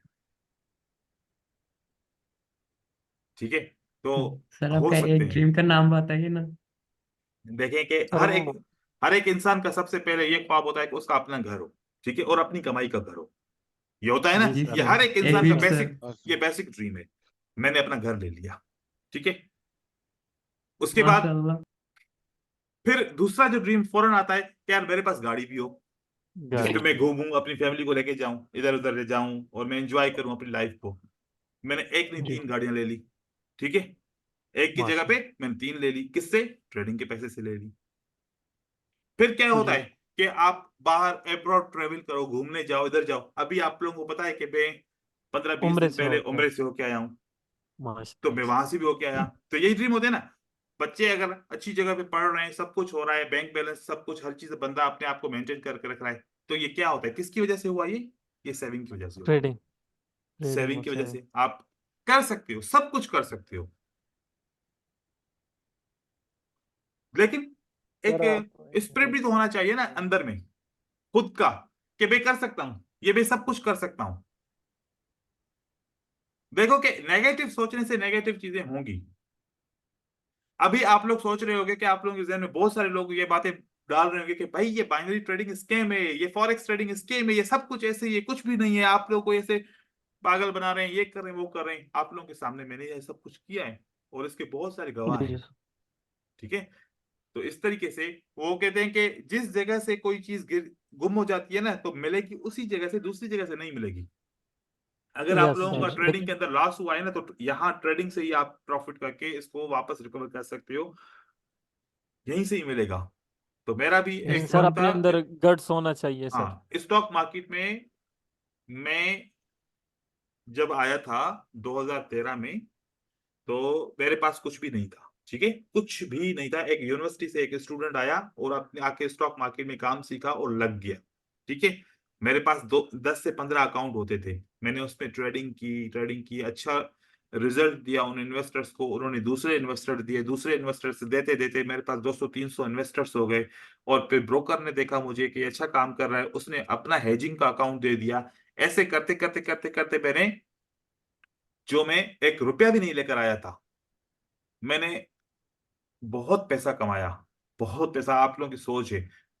लेकिन मेरी एक गलती क्या, वो हम एक दूसरी कहावत कहते हैं कि सारे अंडे एक ही बास्केट में डालोगे तो सब के सब टूट जाएंगे, है ना, टूट नुकसान हो जाएगा। जाएंगे जी यस। सर। और मैंने एक लालच में आके, एक बहुत बड़ी लालच में आके, मेरे पास जितना पैसा था, जितना, और उसके ऊपर बैंक से लोन लेके भी मैंने एक चीज में इन्वेस्टमेंट कर दिए।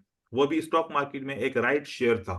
ठीक है, और स्टॉक मार्केट में इन्वेस्टमेंट कर दिए सब कुछ। अब मुझे फुल कॉन्फिडेंस था, मुझे न्यूज थी, मतलब बोर्ड ऑफ डायरेक्टर से न्यूज थी कि ये 1 रुपए का राइट शेयर 2 रुपए का हो जाएगा, पक्का पक्का। मैंने कहा कि मेरी इन्वेस्टमेंट डबल हो जाएगी, जितने भी मैंने इन्वेस्टमेंट किया इसका डबल हो जाएगा। लेकिन क्या हुआ, उसके अगले दिन मार्केट क्रैश हो गई जी सर। जो और अकाउंट जीरो, सालों की मेहनत जीरो।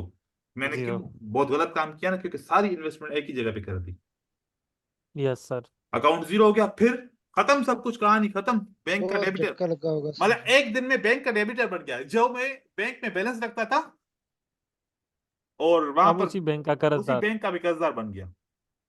सर बहुत झटका लगा होगा। हाँ, बस उस वक्त मेरे हालात बहुत खराब थे, बहुत खराब, तो खराब हो गए, क्योंकि मुझे सर अपना हर्ट का। नुकसान बताना भी किसी को, अपना हाँ नुकसान बताना भी किसी को, पर ये बड़े हौसले की बात। जी बिल्कुल। तो ये ऐसा हुआ। फिर मुझे डॉक्टर ने कहा वहां पर, क्योंकि झटका तो लगा ना मुझे बहुत, यार बहुत है कि अगर आप अगले दिन आती हो, आप ये खुश हो के कि मेरा डबल हो जाएगा अकाउंट, और अकाउंट जीरो हो गया। तो फिर डॉक्टर ने कहा कि अभी आपको ट्रेडिंग से थोड़ा सा दूर रहना चाहिए, जब तक मार्केट अब वापस सही हो। लेकिन फिर मुझे ब्रोकर ने मेरी परफॉर्मेंस के हिसाब से मुझे उसने सपोर्ट किया, मुझे हेजिंग दे दी, अपने ब्रोकरेज की क्या दे दी, है जी। हेजिंग दे दी। उसकी हेजिंग के फंड में बहुत सारे करोड़ों रुपए का फंड था, बहुत सारे करोड़ों रुपए के शेयर थे। अब मैं क्या करता था, देख रहा हूं कि मार्केट नीचे गिर रही है, मैं शेयर सेल कर देता था। अब मैं समझा कि ये बॉटम हो गया, फिर जितने सेल किए तो उतने वापस खरीद लेता था। तो अगर मैंने 10 रुपए पे सेल किया और मैंने 8 रुपए पे खरीदा, तो आप सोचो कि 10 से 8 पे खरीदा तो 2 रुपए का तो मुझे सेव हुआ ना। जी सर। जी सर। फिर वापस ऊपर गया, 11 रुपए पे ये हाई है पी के मैंने वहां पर मैं सेल कर देता था। तो इस हेजिंग में 40% ब्रोकर मुझे देता था, 60% वो रखता था। और ऐसे करके करके करके जितना मैं इन्वेस्ट किया था और जिससे मैं जीरो हो गया था, मैंने कर्ज उतार के मैंने वापस उसी जगह पे आ गया जितना मैंने गंवाया था। सब पूरा पैसा मैंने रिकवर किया 6 मंथ के अंदर, स्लोली स्लोली स्लोली। उसके बाद उस मार्केट को खैराबाद कह दिया। फिर मैं फॉरेक्स में और बाइनरी में आ गया था, वहां से छोड़ के। आप लोग सोचें कि ये सारी चीजें होती हैं, लाइफ का हिस्सा है, लेकिन आप लोग हिम्मत हारोगे तो फिर कुछ भी नहीं हो सकता। और सर फॉरेक्स एंड बाइनरी में आपने लॉस नहीं किया था? क्यों नहीं किया, एक एक दिन में 3-3 हजार डॉलर का भी लॉस किया है फॉरेक्स के अंदर, लेकिन 10-10 हजार कमाया भी है। तो जी ये सर। लॉस ऊपर नीचे ऊपर, अब वाह। अभी आपकी पोजीशन क्या है, अभी आप डेबिटर हो या आपके पास पैसा है, आपके पास फंड्स हैं। अभी करंट पोजीशन से पता चलता है कि मतलब माइनस प्लस करके आपके पास सेव है पैसा या आप किसी के डेबिटर हो। अगर आपके पास पैसा है तो मतलब आप प्रॉफिटेबल ट्रेडर। जी सर। ठीक है, तो अब ऐसा लॉस नहीं होता, क्योंकि अब हम बहुत कुछ सीख चुके हैं। शुरू शुरू में होता था लॉस, 2019 में, 2018 में, 2017 में लॉस होता था। अब लॉस नहीं होता, क्योंकि हम लॉस वाला काम ही नहीं करते ना। क्यों जी सर। अब देखो फॉर एग्जाम्पल आज के एक दिन पहले नहीं कमाए तो क्या हो गया, कोई बड़ी बात हो गई क्या? नहीं सर, लेकिन गवाया भी तो नहीं ना सर। गवाया भी तो नहीं ना, सबसे बात अपने आप को सेव किया ना, तो फिर कल के दिन कमा लेंगे, क्या हो गया? ठीक है। सर ये इन्फ्लुएंसर्स और जो ट्रेडिंग वाले, इन्होंने बहुत ही सर ये ट्रेडिंग को ये इजी देखो, और जब सर लेविश करा दिया है। जिस दिन से मैंने यूट्यूब की ट्रेडिंग को इग्नोर किया ना, हाँ, उस दिन से जो है ना, ये मैंने सीखा कि अपने आप को कंट्रोल कैसे किया जाए। क्योंकि यूट्यूब पे जो ट्रेडिंग का कैसे हमें बता दिखाते हैं ना कि देखो मैंने $1,000, 2,000, $5,000 इतने कमा लिए, इतने कमा लिए, बस अब वो राज की बातें हैं, वो सब ऐसा ही होता है, झूठ होता है। आप तो कभी भी इन्फ्लुएंस नहीं हुआ करें उससे। ठीक है। 50-50 हजार डॉलर, मेरा 1-1 लाख उन्होंने डॉलर। क्वेश्चन का सर आंसर हमारा नहीं दिया माइंडसेट सर। इतना खराब किया है सर। फिर वो हाँ ऐसे $1 to $10,000 मतलब $1 से $10,000। दस भाई, हजार डॉलर मैं 5,000। देखो कि कोई भी बंदा हो ना, कोई भी बंदा, चाहे उसी के पास $1 million हो ना, $1 million, या $10 million भी क्यों ना हो, या वो भी अगर $1,000 का ट्रेड करेगा ना, थोड़ा सा कतराएगा, क्योंकि 1,000 आसान नहीं होता, बड़ी बड़ी रकम होती है। ठीक है। तो 2.5-3 लाख। तो जी एक सर। इतना ऐसे ट्रेड करता हूँ, और उसके बाद 5-5 हजार, $4-4 हजार का पागल किसको बना रहे हैं? हाँ, तो ये सोचे कुछ भी नहीं होता ऐसा। PLT के नाम से चैनल है वो, हाँ, बहुत ज्यादा था। नहीं नहीं, ऐसा नहीं होता। फेक, बहुत फेक और दिखाते सर हैं। आपका मेरा पाकिस्तान का एक प्रोटेक भी यूट्यूब चैनल है, उसमें वो सर हाँ आप भी बोल बहुत रहे थे फॉरेक्स पोजीशन सीख लो इतना करके। ज्यादा ट्रेड करता है सर, यार बहुत देखो, ज्यादा। आप लोग सोचो, $1,000 1 मिनट पे कोई रिस्क पे लगाएगा? नहीं सर, वैसे तो नहीं और लगेगा, अगर क्या उसका हम मन है गैम्बलिंग करना है तो लगाएगा। $1,000 कोई ऐसे जो है ना 1 मिनट में थोड़ी कमाता है, उसको कमाने में उसको 1 महीने तो नहीं लगता होगा ना। हाँ नहीं, लीडर हाँ बोर्ड सर। जो प्रॉफिट होता जी है वैसे सर। ही होता है लीडर बोर्ड पर जो आता है। ये फेक भी भाई बन सकता है देखो ना, लेदर बोर्ड सर वाला देखो तो। सब कुछ ऐसा हो सकता है, सब कुछ बन सकता है। देखो आप लोग, मैंने आपको क्या कहा था, blindness is one of the trap in the market. आप किसी के ऊपर अंधा यकीन नहीं कर सकते। ठीक है। रिलेटिविटी इज अ ट्रैप, कि उसने ऐसा किया मैंने क्यों नहीं किया, वो कर सकता है मैं भी कर सकता हूँ। वो क्या कर रहा है आपको उसके राज के बारे में पता नहीं है। तो ये ट्रैप्स हैं आपको अट्रैक्ट करने के लिए। ठीक है। तो आप लोग अपने लिमिट के हिसाब से सोचोगे, कामयाब रहोगे। दूसरों के हिसाब से सोचोगे, उसके पास उतना पैसा हो सकता है, क्योंकि इसमें बहुत सारे सिंसियर भी होते हैं, ऐसा नहीं है कि सब ऐसे हैं। लेकिन 5% सिंसियर होंगे, 10% सिंसियर होंगे, 100% सिंसियर नहीं होंगे। ठीक है। कुछ लोग सिंसियर भी होंगे, लेकिन सब सिंसियर नहीं है। सर आप मैक्स कितने अमाउंट का ट्रेड लेते हैं अब? या ज्यादा से ज्यादा $100, $200, कभी इससे ज्यादा नहीं लेता। क्योंकि यार देखो कि आप लोग सोचो, मैं पैसे की ना वैल्यू को समझता हूँ। जो जिस चीज की वैल्यू को समझेगा ना, वो कभी भी उसको फिर उसको नुकसान नहीं होगा। मैं पैसों की वैल्यू को समझता हूँ। ठीक है। जी और सर। मैं उतना करता हूँ, क्योंकि मेरे लिए मेरी कंट्री में $200 की बड़ी वैल्यू है। ठीक है। बहुत है सर। यस तो सर, हम इस बिल्कुल। तरीके से थोड़ा साइकोलॉजिकल, हम अपनी कंट्री के वैल्यूएशन के हिसाब से पीछे है ना, तो हम सोचते हैं। तो इसी तरीके से आप इंडिया में भी अगर $200 आप डालते हो, तो 17-18,000 रुपीज आप ऐड करेंगे, तभी $200 जी सर। होता है।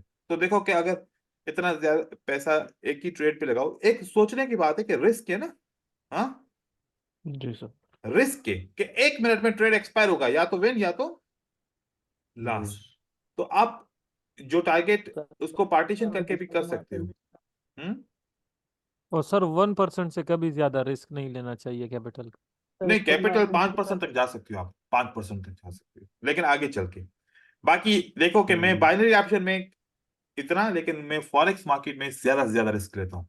क्योंकि फॉरेक्स मार्केट पता है ट्रेड एक्सपायर तो नहीं होगा ना। हाँ, मेरे पास पीछे फंड्स है ना जी सर। बैकअप में, अगर मेरे अगेंस्ट भी गया तो मैं और फंड्स डाल सकता हूँ, ट्रेड को मैं सर्वाइव कर सकता हूँ। Yes sir. तो मैं सबसे ज्यादा रिस्क लेता हूँ फॉरेक्स मार्केट में, फॉर क्योंकि अगर मेरा 10 दिन भी ट्रेड चलता रहे, कोई मुझे इशू इशू तो नहीं है ना। जी सर। यस सर, आप वो मैनेज कर सकते हो उस फंड्स को, वही कैपिटल बात को, है कि यहाँ पे उस तो। उसको जब जो ट्रेड 1 मिनट में एक्सपायर हो जाए, तो वहां पर रिस्क कम लेनी चाहिए, है ना। तो जी इस तरीके सर। से हम करते हैं, क्योंकि हमें ऐसा कुछ सिखाया भी गया है। हो सकता है सर, यहाँ पे तो हाँ। फॉरेक्स कुछ भी ट्रेडिंग हो कहाँ सकता है। करते हैं? हम्म। सर फॉरेक्स ट्रेडिंग कहाँ करते फॉरेक्स में क्या करें? हैं? ट्रेडिंग कहाँ करते हैं forex trading? Forex trading broker के साथ करता हूँ। ब्रोकर के बट यहाँ पर जो अकाउंट होते हैं, आईसी सर मार्केट हो पूछ गया। रहा है सर हाँ पूछ रहा है कौन सी ब्रोकर में करते हैं। मैं, हाँ ब्रोकर का नाम, अच्छा आईसी मार्केट में करता हूँ। आई सी। आईसी मार्केट में करता हूँ और मुझे वही बस सही लगता है, शुरू से मैं उसी के साथ काम किया है, आईसी मार्केट में किया है, क्योंकि उसने वो विड्रॉल का इशू को रोकता वगैरह नहीं है। तो इस तरीके से और जो है सर ना, ये सर एक्सएनएस। बाकी भी ब्रोकर सही है, बहुत सारे ब्रोकर हैं, हजारों ब्रोकर है। एक्सएनएक्स सही है, उसके बाद अल्पारी ब्रोकर ऑक्टा है वो इफेक्ट सही सर। है, ऑक्टा एफएक्स यार वो उसके कुछ इश्यूज हैं, क्योंकि असल में उसने बोनस ज्यादा से ज्यादा दिया है ना, क्योंकि मैं उस ब्रोकर के पास नहीं जाता जो ज्यादा से ज्यादा बोनस देता है, क्योंकि आईसी मार्केट बोनस देता ही नहीं है, शुरू से कभी उसने दिया ही नहीं है बोनस, कभी भी नहीं दिया मैं। लेकिन ऑक्टा एफएक्स आप जितनी भी इन्वेस्टमेंट करते हो आपको उसके ऊपर बोनस मिलता है, और दूसरे ब्रोकर भी ऐसे बोनस देते हैं, तो बोनस देने वाले ना फिर वो लालच देते हैं, फिर हमारी साइकोलॉजी खराब हो जाती है ज्यादा। अपने बैलेंस के ऊपर ऐसा अपना सोच के करता है ना, दूसरे बैलेंस के हिसाब से रिस्क भी तो ज्यादा लेगा ना। फॉर एग्जाम्पल जी आपके सर। पास $1000 था, लेकिन उसने 1000 आपको डिपॉजिट बोनस दे दिया, तो अब आप रिस्क $2000 से लोगे ना, या 1000 से जी लोगे। सर। आप ये ना समझो अगर आपका नुकसान हुआ तो बोनस के अकाउंट अमाउंट से कटेगा, नहीं पैसा जितना भी नुकसान होगा आपके अकाउंट से कटेगा। तो इस तरीके से जी बोनस जो है ना साइकोलॉजी खराब करता है। ठीक है। सर, आपने ये मनी मैनेजमेंट बताया, अभी इससे पहले भी एक मनी मैनेजमेंट बताया था 3 महीने वाला। हाँ तो अब हम डायरेक्ट इस पे शिफ्ट करें कि उस पे करना तीन है पहले महीने 3 महीने वाला। वर्क? नहीं, वो तो मैंने आप लोगों को देखो मनी मैनेजमेंट बताया ना, जो मैंने आप लोगों को पिछली क्लास में बताया कि आप 1 मंथ के लिए 1% पे जाओ, आप अपने आप को ऑब्जर्व कर लोगे, 1 महीने बहुत होता है 1 महीना, आप समझ जी जाओगे कि सर। मुझे मैं 1%, अपनी लिमिट को पहचानो। 1% पे जी जाओ, सर। फिर 2% पे जाओ, आप 3% वैसे इनफ है, 3% ऑफ अकाउंट इज इनफ, ठीक है। लेकिन अगर जी सर। आपके पास और भी टाइम है और सिर्फ आप ट्रेडिंग ही कर रहे हो, तो आप 4% टू 5% जा सकते हैं, 5% से ज्यादा नहीं जाओ। मतलब आपने अगर इन केस में $1000 से $1000 से ज्यादा तो कोई इन्वेस्ट नहीं करेगा ना डेफिनेटली, या करेगा? हम्म। नहीं नहीं सर। सर। नहीं करेगा सर। 1000 करेगा ना, अब 1000 का 5% भी अगर मैं ले लूं, 1000 का 0.05, तो फिर भी $50 होता है। बंदा कर सकता है ट्रेड $50 से, नो प्रॉब्लम, एक ट्रेड $50 का भी कर सकता है। लेकिन ऐसा जी तो नहीं सर। है ना कि 1000 आपने इन्वेस्टमेंट किया, $500 के 2 ट्रेड कर लिए, कहानी खत्म। ये तो गलत होगी ना मनी नहीं सर। मैनेजमेंट। हाँ, यस सर। जी सर। तो $50 आप 1000 से कर सकते हो, यूं तो सर समझो ये। पहले यही 1%, 2%, 3% वाला ही पहले करेंगे अभी? आप देखो, पहले देखो, आप अपने आप को समझो कि मैं कर क्या सकता हूं, मेरी परसेंटेज क्या है, देखो। डर है, डर नहीं है, अच्छे हो बुरे हो क्या हो, रियल अकाउंट के ऊपर 1% पे ट्रेड करके देखो, आपको अपने हर चीज का पता चल जाएगा कि मैं किस पानी में हूं। जी सर। सारा क्या काम अमाउंट करते लॉस पैसे करने बचा। से बेहतर नहीं है कि आप 1% पे अपने आप को टेस्ट करो कि मैं कर सकता हूं या मुझे और टाइम चाहिए। जी सर। लेकिन अपने आप से प्रॉमिस करो कि इमोशन हो जाए, चाहे मेरे 10 ट्रेड लगातार लॉस हो जाए 1% के हिसाब से, मैं 2% पे नहीं जाऊंगा, मैं रिकवर करने के लिए 3%, 4%, 5% नहीं करूंगा, 1%, 1% ही रहेगा, ठीक है ना। जी सर। तो फिर अपने आप को देखो, कितने ट्रेड पे देखो, कम से कम आप हर 30 ट्रेड या ज्यादा से ज्यादा आप हर 100 ट्रेड के ऊपर अपनी परसेंटेज चेक करो जी सर। कि आपकी लिमिट क्या आ रही है। अगर आपको इंप्रूवमेंट की जरूरत है तो उसके ऊपर फोकस फोकस करो। अगर आपको लग रहा है कि नहीं मैं पूरा महीना अचीव किया है, चाहे वो अचीव करने के लिए आप $1 या $1 भी अचीव ना करो, कम से कम $1 का नुकसान नहीं है, आप बराबर बराबर आ रहे हो, इसका मतलब कि आप अब अपने इमोशन को कंट्रोल कर पा रहे हो, जी यही है सर। सिंपल, ठीक है। सर फिर आप आगे सर, और जा आपने सकते बोला हो। कि फॉरेक्स भी सीख लो, तो वो कैसे? देखो कि मैंने अकेडमी ग्रुप के अंदर फॉरेक्स के कुछ वीडियोस डाले हुए हैं, ठीक है। जी उन सर। वीडियोस को, कोर्स मेरा लाइव करने से पहले उन वीडियोस को पहले आप 20 वीडियोस हैं तो 20 दिन लगेंगे आप लोगों को देखने में, अबे सारे वीडियो एक ही दिन में नहीं देखने, ठीक है। यूट्यूब 20, पे सर? हाँ यूट्यूब पे नहीं, वो आप अकेडमी ग्रुप है ना, उसके अंदर मैंने फॉरेक्स के 20 क्लासेस डाले हुए हैं, ठीक है। मैं आप लोगों के इस ग्रुप के अंदर मैं लिंक भी डाल दूंगा उसकी सारे फॉरेक्स की हाँ सर। क्लासेस की। जी सर। तो वो आप सर एक हेलो। एक दिन में एक देखना है। सर एडवांस कोर्स का भी दे दिया सर हम्म। लिंक, एक दिन में, उसका भी कुछ वीडियो देख लीजिए। हाँ, एक दिन में एक एक वीडियो। वीडियो, दो नहीं देखनी। और जो एक जी वीडियो सर। देखो उसकी प्रैक्टिस भी करो, सर 20 और दिन जो में 20। फॉरेक्स में सर सर मार्केट जो चल आपको रही है वही विक्रॉस इंडियन वाली स्टॉक मार्केट में भी स्ट्रेटजी चलेगा सीखनी ना? Same same chart? सेम, हाँ तकरीबन सेम चलेगा। सर, वो जी सर। विक्रॉस वाली वो एसएमसी की स्ट्रेटजी थी, वो लिक्विडिटी हंट वाली 1 मिनट की। हम्म वो अभी आप जब एसएनआर आप लोगों ने सीख लिया ना, उसको मास्टर कर लिया ना, आपको पता चलेगा कि वो काम कैसे करती है, वो आपको समझ में आ जाएगी उसी के अंदर सर है। सर हाँ मेरा क्वेश्चन था। पूछिए, अब सवाल पूछिए ताकि फिर क्लास को फिनिश करें जी। सर मैंने जो आप जूम के चैट में बोला था सर, ये ओटीसी में बारे बारे ट्रेडर लोग क्या देखे ट्रेड करते हैं, कैंडल रिएक्शन कैसे कैसे ट्रेड करते हैं, भाई ओटीसी के जरा अंदर तो देखो कि सिखाएगा। आप लोगों को ओटीसी के अंदर ना, मैंने आप लोगों को बताया है क्या, ओटीसी के अंदर आप लोगों को बताया है कि सपोर्ट एंड रेजिस्टेंस चेक करो, काम कर रही है तो फिर वो स्ट्रेटजी उसमें काम करेगी। अगर सपोर्ट एंड रेजिस्टेंस को रेस्पेक्ट नहीं कर रही ओटीसी मार्केट, इसका मतलब है कि सपोर्ट एंड रेजिस्टेंस काम नहीं कर रही। फिर आप सिक्वेंसेस के ऊपर चले जाओ, सिक्वेंसेस में ट्रेड करो या फिर कुछ और चीजों में ट्रेड करो।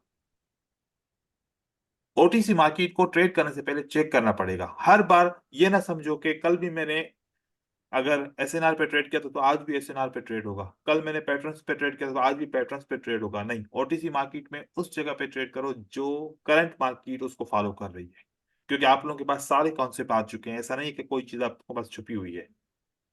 जिस जो जो अभी करंट एक फ्लो चल रहा है मार्केट के अंदर, जिसको मार्केट रेस्पेक्ट कर रही है, वो वाली स्ट्रेटजी उसके अंदर ऐड करो और उसको उसके ऊपर ट्रेड करो। बाकी जो जिसको हम कहेंगे एसएनआर, ओटीसी मार्केट में आप लोगों को support become resistance, resistance become support, ये रेस्पेक्ट होती है ज्यादा, क्योंकि ट्रेंड्स जी होते सर। हैं। मैंने ओटीसी मार्केट में देखा है कि ट्रेंड्स होते हैं, मार्केट लंबी ऊपर की तरफ जाती है, नीचे की तरफ आती है, तो ये एसबीआर आरबीएस बन रहे होते हैं ज्यादातर। तो ये आप उसके ऊपर यूज कर सकते हो, ठीक है। और सर आपने सर एजाज सर राउंड बस नंबर सर देखकर कैसे ट्रेड करते सब हैं? हो गया सर। सर राउंड नंबर देखकर कैसे ट्रेड राउंड करें, नंबर, राउंड नंबर राउंड देखकर? नंबर ओनली रियल मार्केट में, ओटीसी मार्केट में नहीं। सर सर रियल मार्केट के लिए? 000 या कोर्स 00 खत्म का हो राउंड गया नंबर। आज। आज हमारा खत्म हो गया, अब आप लोगों की बारी है सर मेरा प्रैक्टिस बात करने की। थोड़ा सुनिए सर। जी पूछिए। जी सर। सर सर वैसे मसिलिनियो कि के जो बारे में आपको कुछ मैं बता आपका दीजिए। पास में